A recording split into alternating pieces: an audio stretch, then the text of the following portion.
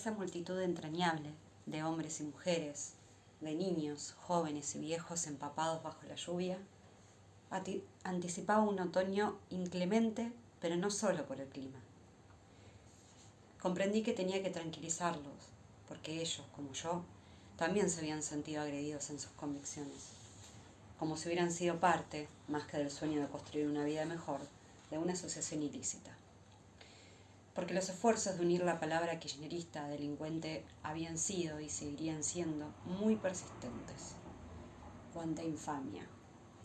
Por eso les dije que se quedaran tranquilos, que me podían citar a Comodoro Pi 20 veces más, que incluso podían apresarme, pero lo que no iban a poder lograr era que dejara de decir lo que pienso. Porque no se trataba de más de un ataque personal. Claramente, la persecución era por nuestras políticas y por lo que yo simbolizaba. Había habido un presidente, Fernando de la Rúa, que se fue tranquilo a su casa después de tener muertos en Plaza de Mayo, con megacanje, blindaje y sobornos en el Senado incluidos.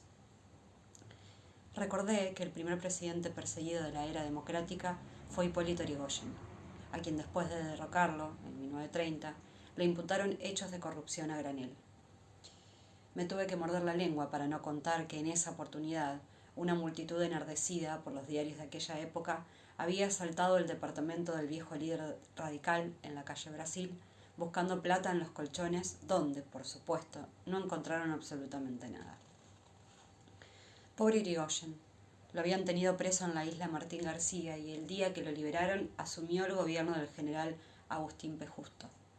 Comenzaba la tristemente célebre década infame, cuando se vendió una vez más la Argentina al mejor postor, siendo su principal y más emblemático ministro Federico Pinedo, bisabuelo del presidente provisional más breve de la historia, apenas 12 horas, y su actual senador nacional de Cambiemos. Es que en Argentina todo hace juego con todo. Hipólito Yrigoyen había encarnado el movimiento nacional, popular y democrático. Representaba los intereses de los desposeídos, de la pequeña clase media que recién surgía y de los pequeños productores. Lo derrocaron por lo que representaba. Y es que los dirigentes, en definitiva, no somos los que cambiamos la historia. Los que hacen son siempre los pueblos, y son algunos o algunas los que, en un momento dado, se hacen cargo de esos cambios para llevarlos adelante como bandera. Juan Domingo y Eva Perón también construyeron historia con los derechos adquiridos, con la transformación social, y también fueron perseguidos. Eva odiada, Perón obligado al exilio y todo el gobierno peronista acusado de corrupción. En el escrito que presenté ese día ante Bonadío, expresé mi convicción de que el plan económico del nuevo gobierno era un plan de ajuste y miseria generalizada que requería una vez más de la difamación y de la calumnia para ser aceptado mansamente por los argentinos, bajo el mismo pretexto de que los dirigentes que defendieron y defienden los intereses nacionales y populares son corruptos sin remedio. O peor aún, una asociación ilícita por la cual el gobierno de Mauricio Macri, con la colaboración imprescindible del Poder Judicial, intentaba plantar una causa penal que me privase de la libertad. Recordé entonces que todos los golpes militares, tanto el de 1930 como el de 1955 o el de 1976, fueron convalidados por el Poder Judicial. Ahora que escribo, recordando mi discurso de aquel día frente a Comodoro Pi, pienso que es cierto que la historia se repite. Aquella famosa acordada de la Corte Suprema de 1930 que convalidó el derrocamiento de Hipólito Yrigoyen y que se conoció como la doctrina de los gobiernos de facto, habilitando todos los posteriores golpes de Estado, tuvo el dictamen del entonces Procurador General de la Nación, Horacio Rodríguez Larreta, bisabuelo del actual jefe de gobierno de la Ciudad de Buenos Aires por Cambiemos. Lo dicho anteriormente, hasta los personajes se repiten. La dictadura más sangrienta de nuestra historia, dije en ese mismo escrito, siguió idéntico camino respecto del gobierno constitucional que habían derrocado y también contra dirigentes que ni siquiera formaban parte de ese gobierno y que incluso eran fuertes opositores a él. De esa manera, impidiendo las elecciones nacionales presidenciales que ya habían sido convocadas para noviembre de 1976, truncaron el proceso democrático para iniciar una larga noche, no solo por la represión al pueblo, sino también para quebrar a la Argentina industrial, donde la participación de los trabajadores en el PBI era de casi el 50%. Y el endeudamiento externo era sumamente bajo y no implicaba condicionamiento alguno a la soberanía nacional. El 21 de octubre de 1977, la dictadura había creado la Comisión Nacional de Responsabilidad Patrimonial, CONAREPA, que incautó no solo propiedades y bienes correspondientes a los funcionarios del gobierno derrocado, sino también de empresarios, dirigentes políticos y sindicales, todos ellos detenidos exclusivamente por motivos políticos, pero bajo la pátina, siempre conveniente y mediática, de la lucha contra la corrupción. Allí también habían contado con la participación del Poder Judicial, que avaló la barbarie del poder militar. Un ejemplo paradigmático había sido el caso de Papel Prensa. Todos los bienes del empresario David Graeber habían pasado a ser administrados por esa comisión bajo la mirada complaciente de los jueces de aquellos años. Por eso, como presidenta, y por el valor histórico de los expedientes, registros, actuaciones y toda esa documentación infausta de la CONAREPA, decidí su traslado al Archivo Nacional de la Memoria, como ejemplo de un pasado que no queríamos repetir. Recordé, en aquel discurso de Comodoro Pi, cuál era el hilo conductor de cada uno de los procesos supuestamente moralizadores. El que sacó a Irigoyen por corrupto, el que fue contra Perón y Eva, y luego el del 24 de marzo. ¿Eran moralizadores? No.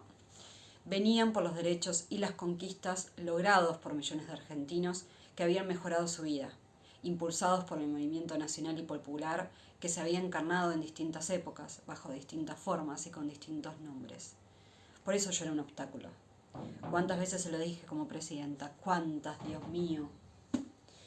Sin embargo, una vez más la historia se repitió y el pasado volvió a atrapar a los argentinos. Endeudamiento, devaluación, despidos, persecución política, tarifazos en servicios públicos esenciales e indispensables, estampillas imparables de precios, comercios cerrados, industrias en crisis, censura y cercamiento a la libertad de expresión. Son solo algunas de las calamidades que el nuevo gobierno ya había empezado a provocar. Esta verdadera tragedia se convirtió en comedia cuando los rostros de quienes se quieren presentar ante los argentinos como cruzados contra la corrupción son los mismos que durante los años 80 y los años 90 formaron parte de la patria contratista. Y su apellido estuvo indiscutiblemente ligado a escándalos y negociados con el Estado. Sí, los Macri, los que ubicaron gerentes y directivos de sus empresas en puestos claves del gobierno, pasando por el contrabando de autos con sociedades offshore, llevado a cabo por el actual presidente, quien fuera absuelto por la mayoría automática de la Corte Suprema menemista, causal de juicio político a miembros de aquel tribunal, o la estatización de la deuda de sus empresas, entre otros hechos de corrupción. Por eso, más allá de la efectividad de la estrategia de marketing electoral que tuvieran disociando a Mauricio del apellido Macri, lo cierto es que, como dijera Kirchner con prematura inteligencia, no se olviden que Mauricio es Macri. No debería habernos llamado la atención, entonces, cuando ilustraron la primera plana de todos los medios de comunicación internacionales, junto a otros dirigentes y mandatarios, los que sí renunciaron en forma inmediata, con cuentas y sociedades en guaridas fiscales que les fueron descubiertas y de las que nunca le contaron a los argentinos. Como dijimos antes, el Consorcio Internacional de Periodistas de Investigación presentó el caso Panama Papers en su página web bajo el significativo título de Gigante fuga de registros financieros offshore, expone la matriz mundial de la delincuencia y corrupción. Sí, así como se lee, matriz mundial de la delincuencia y corrupción que incluye al presidente Mauricio Macri y a su familia, entre otros. En Argentina, el gobierno y los medios hegemónicos lo minimizaron y trataron de invisibilizarlo. Con el remanido recurso de denuncias y despliegue de mediáticas acciones judiciales sobre los opositores políticos, y a diferencia de lo que había sucedido en el resto del mundo, ninguno de los miembros del gobierno de Cambiemos involucrados en este escándalo internacional renunció. Esta metodología de distracción no solo es claramente visible en nuestro país, sino que se replica a escala regional como una matriz diseñada por expertos de otras latitudes. la causa por la cual fui llamada a declarar a Comodoro Pi, y otras que se agigantaban por los medios de comunicación concentrados, eran un ejemplo lamentable de lo que venía diciendo, a punto tal que a los propios medios extranjeros que denunciaron a escala global el escándalo de Panama Papers les llamaba la atención el tratamiento que recibía el presidente Mauricio Macri, implicado en el caso, y lo comparaban con el tratamiento que habría recibido yo de haber estado involucrada. El diario alemán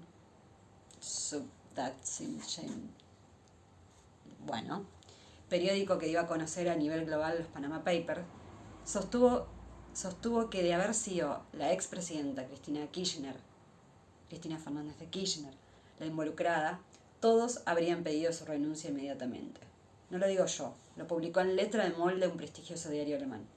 ¿Se imaginan por un instante si durante mi gobierno, en el que se la pasaron buscando la ruta del dinero K y solo encontraron la ruta del dinero M, hubieran encontrado cuentas y sociedades offshore a nombre mío, o a nombre de nuestro ministro de Economía, o de un intendente de una gran ciudad, o a nombre de mi hermana, o de mi madre, o de mis hijos?